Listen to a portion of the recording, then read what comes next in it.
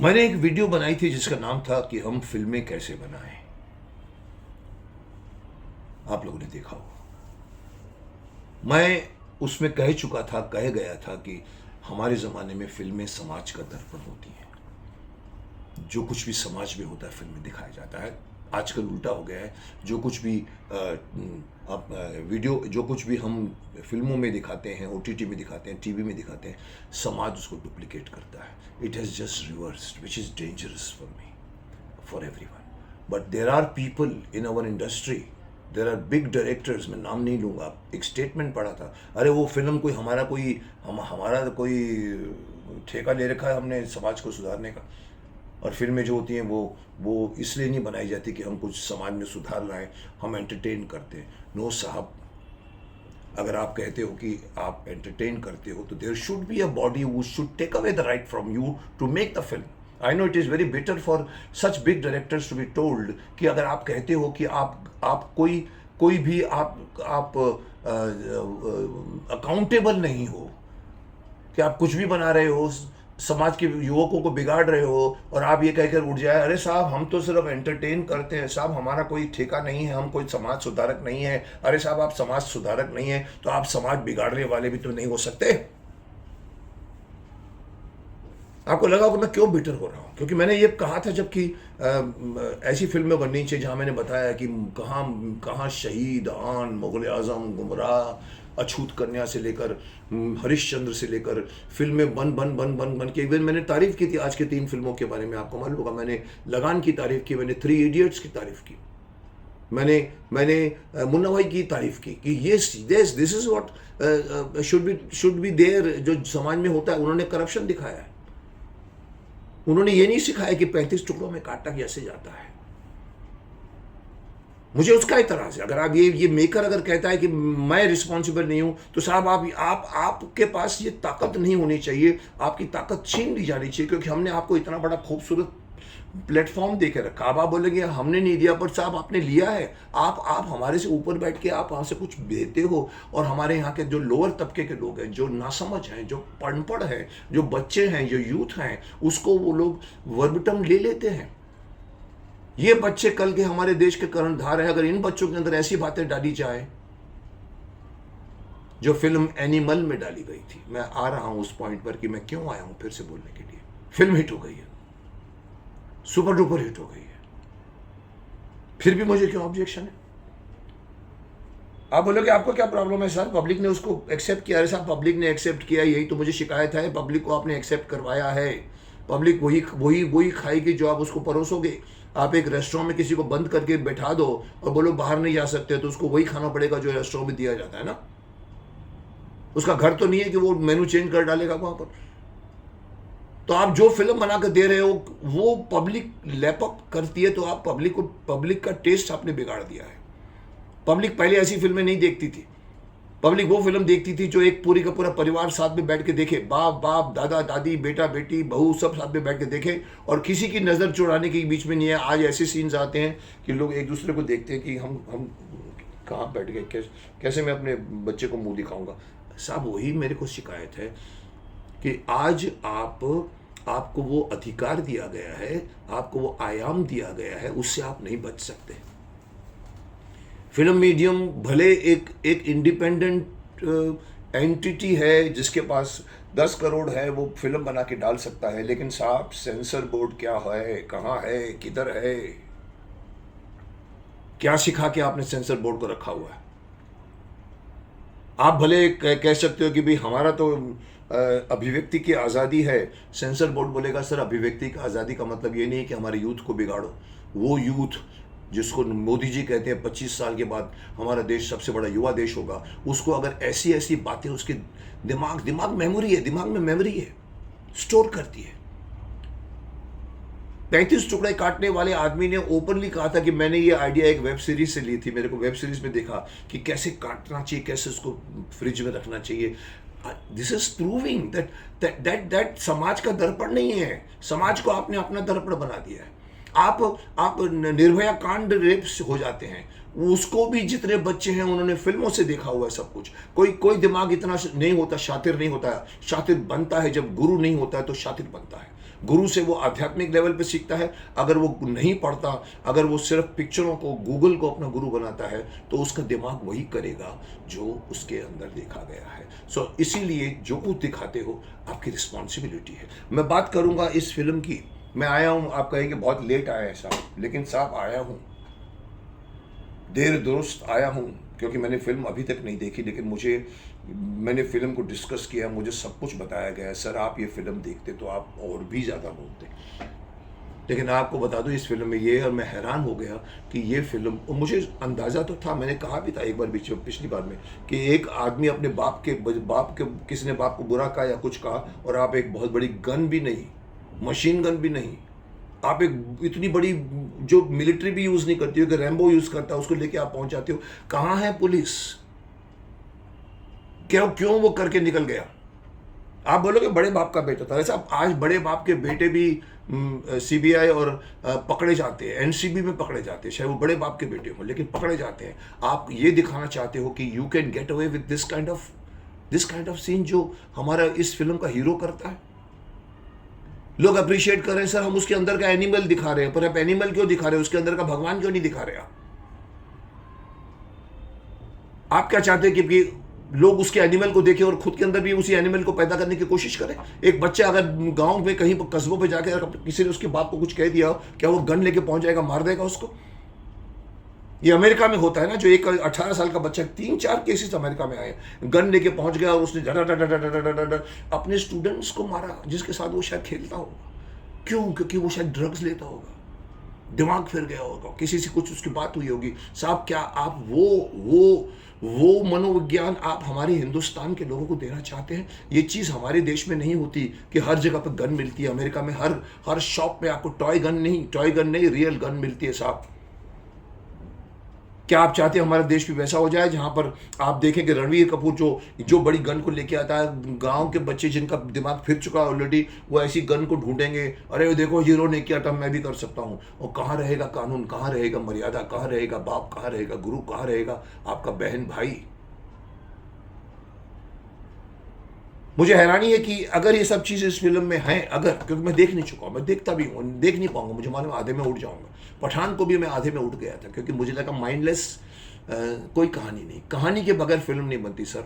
सिर्फ प्रेजेंटेशन मारा मारी से फिल्म नहीं बनती। हिट होती है क्योंकि आप लोगों को बिगाड़ चुके हो, आप लोगों के फैन बना चुके हो, आप लोगों का टेस्ट बना चुके हो, वो आप दे रहे हो, आप वो लोग इसलिए ले रहे हैं कि आप परोस रहे हो। आप परोसना बंद कर दोगे, वो लोग लेना बंद कर देंगे। इसलिए अगर मैं बोलता हूं कि अगर इस फिल्म में इतनी सारी चीजें दिखाई गई हैं, तो आप क्या मैसेज देना चाहते हो? ये बड़े डायरेक्टर जैसे बोलेगा, साहब हम शक्तिमान थोड़ी हैं कि हम अच्छे मैसेज देवें। अरे साहब आप शक्तिमान से भी ऊंचे हैं, क्योंकि आपके पास एक आयाम दिया हुआ है। आप जो कुछ भी करोगे, लोग डुप्लीकेट करते हैं। एक ज़माने में अमिताभ बच्चन की पैंट, बड़ी पैंट और मोरी वाली पैंट को डुप्लीकेट किया जाता था। राजेश खन्ना के गुरु कुर्ते को डुप्लीकेट किया जाता था। हेयर स्टाइल डुप्लीकेट होती है, हेयर स्टाइल की कॉपी होती है। ये एक 14 साल से लेकर 18 साल के बीच में एक इम्प्रेशनेबल एज होती है। उस यूथ को हर दूसरे की चीज़ अच्छी लगती है। अरे यार इसके पास ये है, अरे यार इसके पास ये है, मैं भी लूँगा। उसके बाद मोबाइल आया, अब आपको बोलते मेरे को भी ये वाला वर्जन चाहिए। साहब ये इम्प्रेशनेबल एज रहती है 14 साल से 18 साल के बीच में। उसके पहले शायद बच्चे नहीं मांगते, उसके बाद भी वो परिपक्व हो जाते हैं। आप उन बच्चों को जिसके ऊपर हमारा देश टिकने वाला है, उनको आप ये मैसेज दे रहे हो कि ऐसा करो। कोई आपके बाप को अगर इंसल्ट कर दे, वो गांधी जी की बात तो छोड़िए कि एक गाल पे मारा तो दूसरा गाल दे दो या थप्पड़ मारो, साहब उसको तो बोलते आप गोली मार दो, क्योंकि वो हीरो ने गोली मारी सबको जाके।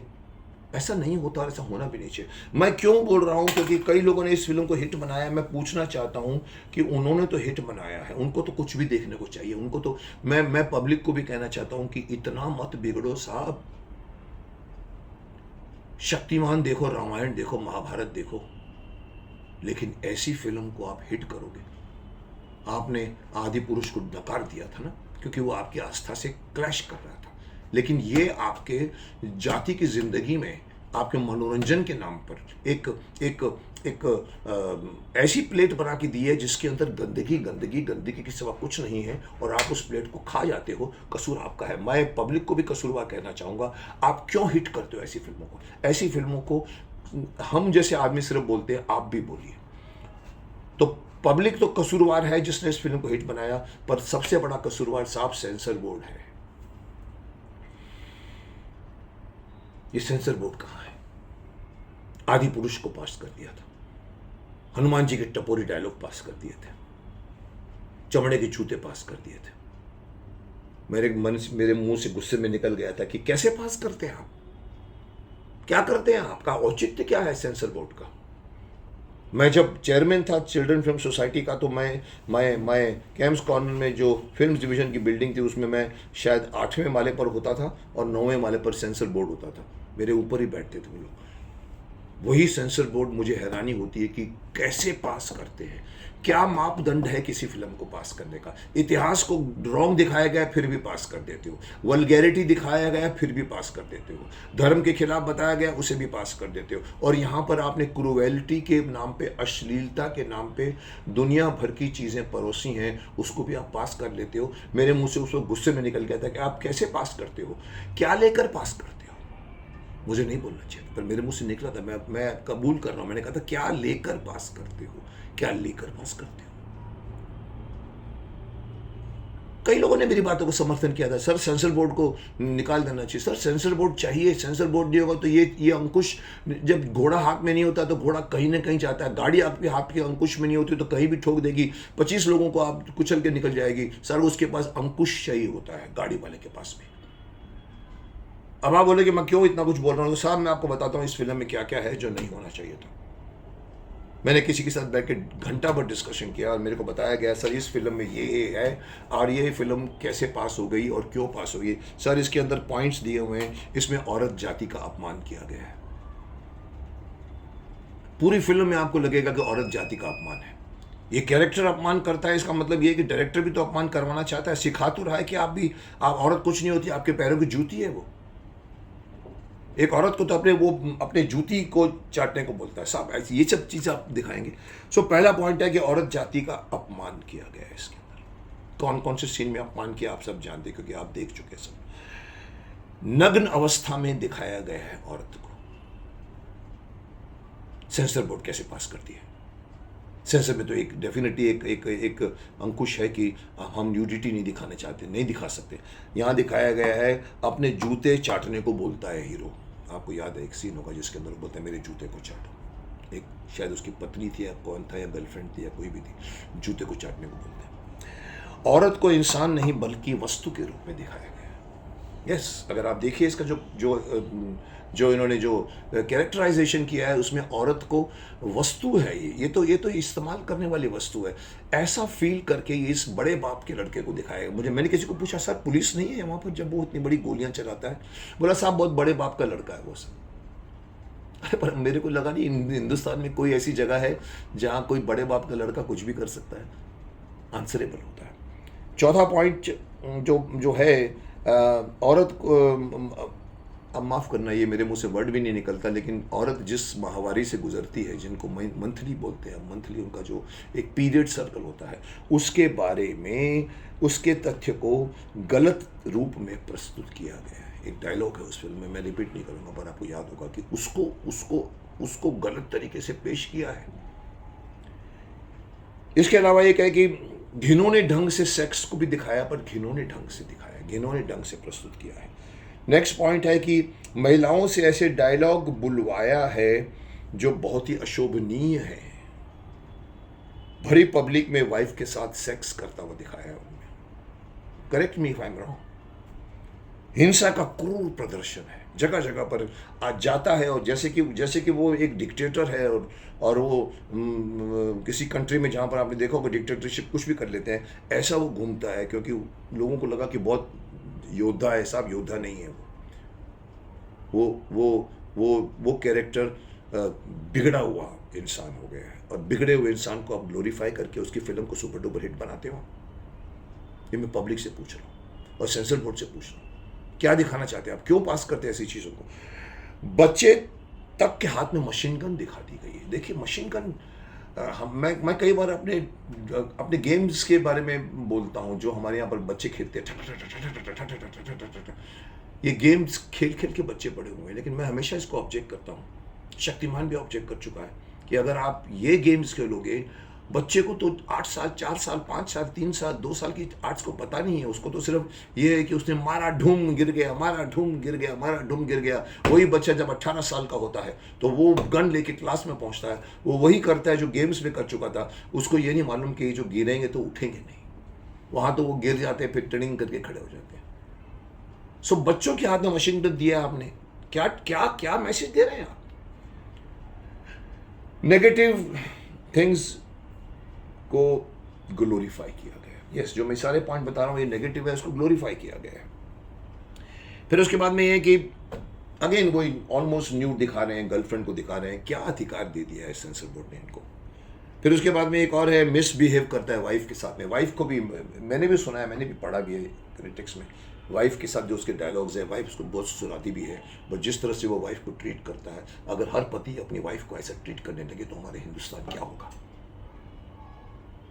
एक तरफ से हम कहते हैं कि देवी है हमारे यहाँ, और दूसरी तरफ से आप वाइफ को ऐसे ट्रीट करते हो, तो ये तो दोगलापन हो गया ना। उसके बाद में एक और है कि rude with very ugly discussion. वही वाइफ के साथ उसका जो डिस्कशन है वो बहुत अगली लेवल पर है। जिस लेवल पर उन्होंने किया है वो आप देखिए वो किस तरह की बातें आप सुना रहे हैं पब्लिक को। बेहद अश्लील सांकेतिक भाषाएं हैं। आपको भी पता है, आपने भी सुना है, मैंने भी सुना है। बॉबी देओल की बहुत तारीफ हुई है। बॉबी देओल एंड में आता है, और आजकल बॉबी देओल जो है, जिसका मैं बाप बना था बरसात में, पहली फिल्म, आज मैंने देखा उसको मसल बिल्ड करके एक उसकी सीरियल चल गई, उसका करियर फिर से बहुत उठ गया है। वो आजकल उसको फिल्में मिल रही है, very good, I am happy. लेकिन उसके तरफ से क्या किया है आपने सांकेतिक भाषा में। आपने देखा होगा वो सीन में जहाँ पर कुछ वो उसको ऑफर करता है, वो जिप नीचे करता है, बोलता है ले तेरा ये, something like that. I may be wrong but you know it is right. Is it allowed? इस तरह की सांकेतिक भाषा अलाउड है? क्यों? डायरेक्टर का मेरी फ्रीडम ऑफ एक्सप्रेशन है, मैं उसको एम भी कर सकता था, मैं उसको एम भी कर सकता था, मैंने उसको ऐसे किया। अरे भाई क्यों? एक राइट है, एक रॉन्ग है, और एक आप है। आप उसको इतने अश्लील तरीके से दिखाओगे तो हर माफ करना, हमारे यूथ बिगड़ रहे हैं। शक्तिमान बन के भी अगर मैं आता तो मैं इन लोगों को पकड़ के सुधारता है इनको। उनकी लैंग्वेज बिगड़ गई है, गाली के बगैर बात नहीं करते आप। पूरे देखिए आप नॉर्थ में जितने बेल्ट हैं, गाली के बगैर बातें नहीं होती। और वो उनको अगर ये नया एक्सप्रेशन सिखाओगे तो वो उसको फॉलो करेंगे साहब। और आप चाहते हैं कि माँ बाप के सामने वो या सबके सामने वो इस तरह की अश्लील हरकत करे? और अगर आप आगे जाना चाहो तो सेक्स हिंसा के लिए सरेआम गंदे इशारों का प्रयोग किया है, बेहद अश्लील भाषा इस्तेमाल की गई है। पुत्र पिता के सामने और परिवार के सामने doctor hero comment about frequency of sex. एक सीन मुझे उसने बताया, मैं सब हैरान हो गया। बाहर निकल के दादाजी को किसी को पूछता है कितनी बार करते हैं आप? ये कौन सी भाषा है और कहाँ अलाउड है और कहाँ हो रही है? दादाजी को आप सेक्स के दौरान बाहर निकल के पूछते हैं कि आप दिन में आप कितनी बार करते हैं हफ्ते में? ऐसा कुछ डायलॉग होगा? मैं अगेन बोल रहा हूँ, मैंने देखी नहीं फिल्म, लेकिन मैंने सुना, और मैं सुनने से ही मेरे दिमाग में इतनी बड़ी हलचल मची है। आप लोगों को क्यों नहीं मची? आपने इसको हिट क्यों नहीं कर दिया? आपने क्यों नहीं? आपने उठ के लोग चवन्नियाँ फेंकते हैं, यहाँ पर क्यों किसी ने विरोध नहीं किया? पुत्र दादा की बातचीत में भी आपको यही पूछता है कि आपको सेक्स में कितना समय लगता है। What nonsense. हीरो हीरोइन को पूर्ण रूप से नग्न दिखाने की कोशिश की। इवन देखिए आप, हीरो जो है हमारी इस फिल्म का, पूरे फिल्म में देखिए आप ऑलमोस्ट नेकेड दिखाया उसको, और खुले बदन घूमता है। क्या चाहते हैं आप? हमारे यहाँ पर एक कोड ऑफ कंडक्ट होता है। हमारे यहाँ पर आप सड़क पे अश्लीलता प्रदर्शन करोगे तो आपके ऊपर पुलिस पकड़ लेगी आपको, उसका भी एक सेक्शन है। यहाँ पर तो पूरी फिल्म में मैंने सुना जिस तरह की ड्रेस पहन के घूमता, आपको क्या वो कोई वो रैम्बो दिख रहा है, या आपको कोई वो योद्धा दिख रहा है, अर्जुन दिख रहा है? बॉबी देओल के बाद में तो आपने देखा कि जब नो करना चाहता था वो जिप खोल के जो किया है। मैं ये पूछना चाहता हूँ कि क्यों ये फिल्म पास हुई है? क्यों? और पास हुई है सेंसर बोर्ड की मिस्टेक है, number 1। Number 2, mistake of the audience to accept this film. क्यों लेकर बैठ के? क्या आप ऐसी फिल्में देखना चाहते हैं? क्या आप चाहते हैं कि आने वाली पीढ़ी ऐसी फिल्में और बनाए? अभी एनिमल 2 बन रहा है, कौन रोकेगा इसको? मेरे हिसाब से तो एक ही एंटिटी रोक सकती है, वो सेंसर बोर्ड है। उस वक्त भी कहा था कि sensor board should discourage the film जो देवी देवताओं का मजाक उड़ाते हैं, उनको इतना डिस्करेज करिए कि उनके करोड़ों की फिल्मों को लॉस करवाइए कि आपने ये सब सीन निकाल दीजिए, ये सब सीन नहीं चलेंगे हमारे यहाँ पर। पूरी आदि पुरुष को प्रॉब्लम आ गया था अपनी फिल्म को फिर से कन्विंस करने के बाद में, उन्होंने इतने कुछ स्पेशल इफेक्ट्स से चेंजेस किए, ड्रेसेस के, कॉस्ट्यूम के, वो एक करना पड़ा था सेंसर बोर्ड को। अगर पब्लिक नहीं जागती तो सेंसर बोर्ड वो भी नहीं करती। और आपने देखा होगा कि वो लॉस करके उन्होंने काफ़ी कुछ स्पेशल इफेक्ट्स में चेंज किया, फिर भी जो कुछ भी अगेन परोसा गया पब्लिक ने उसे एक्सेप्ट नहीं किया। तो यहाँ पहला पॉइंट है कि sensor board should discourage making, धर्म के विरुद्ध, हमारे धर्म के खिलाफ बोलने वाले को हम पास नहीं करेंगे, ताकि डिस्करेज होवे, आगे किसी की हिम्मत नहीं पड़े कि वो शिव जी, देवी, काली माता या इस तरह के राम के को अलग लाइट में दिखाए, हनुमान को अलग लाइट में दिखाए। डिस्करेज करना पड़ेगा। यही मैं चाहता हूँ कि sensor board should ban this kind of film.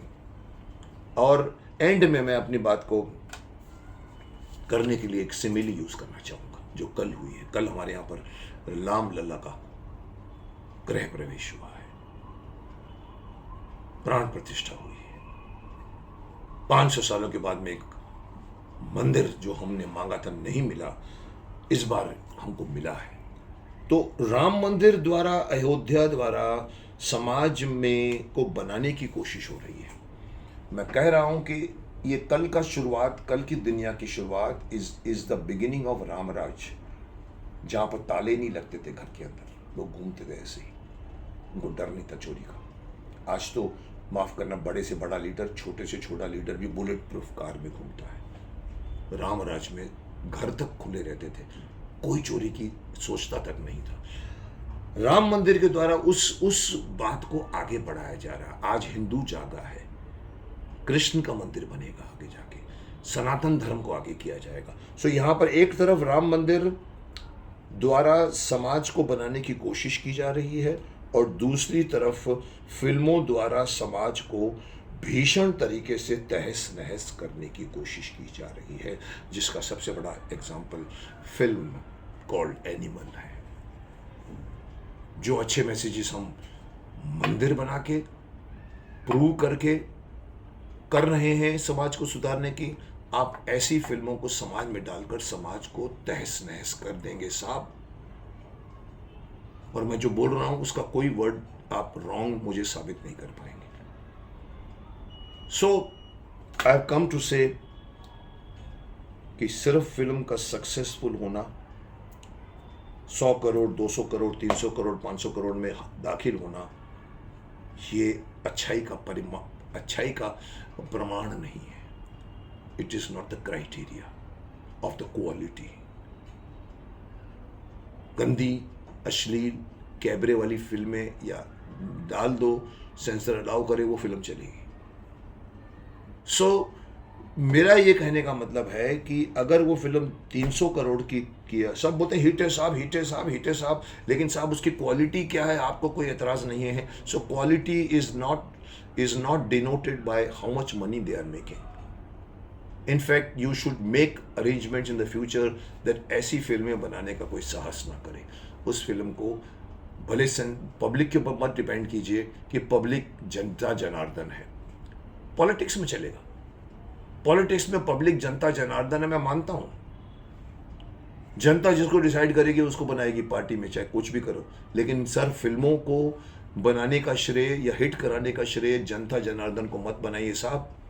जनता जनार्दन आपके लिए बैठी हुई है कि आप हमें कुछ सिखाइए, और एक डायरेक्टर कहता है कि हम सिखाने के लिए नहीं बैठे हैं। साहब बंद कर दीजिए उसको फिल्म बनाने का हक। उसको बताइए कि आप गलत मैसेज मत दीजिए। आप अच्छा मैसेज नहीं दे सकते, मत दीजिए, पर गलत मैसेज मत दीजिए। यही मैं अपनी बात एंड करना चाहूँगा। और मैं चाहूँगा कि आगे कुछ इस तरह का इंतज़ाम सरकार करे, कानून करे।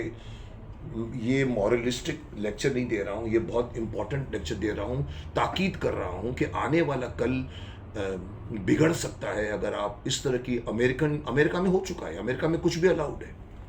आप देखिए, उनकी संस्कृति देखिए और हमारी संस्कृति देखिए। क्या आप वही लॉर्ड मैकॉले द्वारा कही गई 1836 में कि मैं एक ऐसी चीज डाल रहा हूं जिसकी इनकी संस्कृति का तहस नहस कर देगा।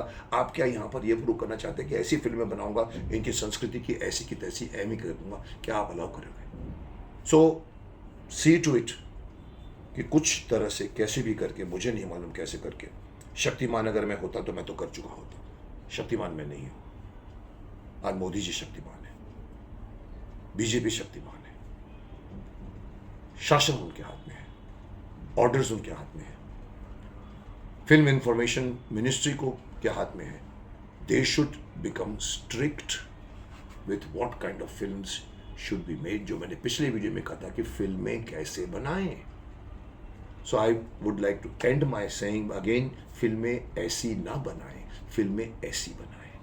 Well, this is not under my jurisdiction और पावर, बट जिसके पास ये पावर है स्टॉप कीजिए उसको, यही मुझे कहना है।